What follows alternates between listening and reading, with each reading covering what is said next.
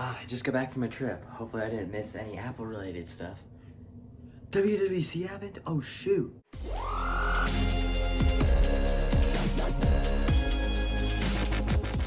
Yes, I'm sorry, I wasn't there to make a video. It's been like a week and a half now and you guys probably already know everything. But I'm just here to give you my thoughts because I was out of town, sorry. So first, 15-inch MacBook Air, which is really cool. Everyone's been asking for this. Personally, I think it's a cool idea. I want a MacBook Pro. I was thinking about getting the 16-inch M1 Pro version with 1 terabyte storage. It's $1,700 on Amazon right now, so I'm thinking about buying that over this, but that's like $500 more. Most people don't have that much money to spend, so I don't know, this is cool. It's the same price as the M2 MacBook Pro that they still sell, so I feel like that's gonna lose sales and this is gonna gain sales. I think it's a good product as long as you don't upgrade it, because then it becomes like bigger territory with like the MacBook Pros and stuff. But a good deal is that the 13-inch did get lowered $100, so now it's only $1,100. And there's still the M1 version for some reason, but that's cool. Mac Studio has an M2 Ultra chip, which is 2 Max chips stuck together, so M2 Ultra. Cool. And it's still the same price for everything, and which is good because this next thing, the Mac Pro, the Apple Silicon transition is finally complete. And it's very boring. It's the M2 Ultra chip, so it's $3,000 more for that and PCI slots, which may be good for some people. You can upgrade the storage more than 8 terabytes, so that's pretty cool if you want more than 8 terabytes of storage. But it's kind of downgrade in the RAM side because you could go up to 1.5 terabytes of RAM before. Now you can only go to 196, I think, 92, sorry. And then with iOS 17, we got contact cards. I think it was pretty cool. AirDrop is also way cooler, except for they kind of like, when they were showing off the demo of like touch the phones and it can AirDrop stuff, it kind of reminded me of something Craig said a couple of years ago.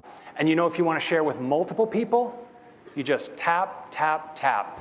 No need to wander around the room bumping your phone with others. Visual voicemail is now way cooler, so if somebody doesn't pick up the phone call, they could be like, leave a voicemail, and then they could be like, oh wait, I do want to pick up the phone call, and they can pick up the phone call. So that is pretty cool. And FaceTime video, if they also don't pick up, you can do a video, because that's probably, you're like, hey, FaceTime me, because this is really cool, it shows the video, whatever it is. And then there's stickers are even cooler. Stickers come to video and you can place them around in messages, kind of cool. Autocorrect is way better, they said. Some people say it's not, some people say it is, so that's kind of cool.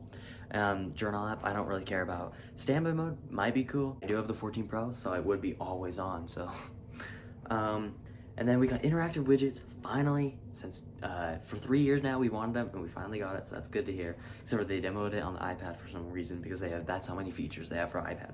I mean, let's see, they also announced the eye strain, so if like you have your device way too close to you, they're like, don't look at that, it's too close. That's also a feature coming to iPhone, but it was demoed on the iPad, and so we got that.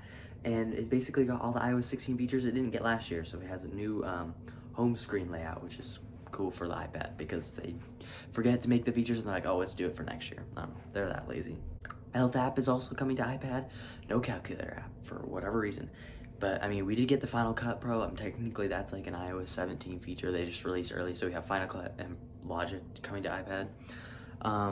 Then you got macOS, which is, it also gets widgets for the first time. It has new cool screensaver things and a gaming mode, and a bunch of games are coming to Mac. OS is just, I feel like the redesign is ugly. I like pressing it and it goes to all your apps, but now apparently pressing the side button brings up the control center, which I don't know, maybe I'll get used to it. I mean, I did get used to when you get in water mode, just pressing the button, that's so much easier.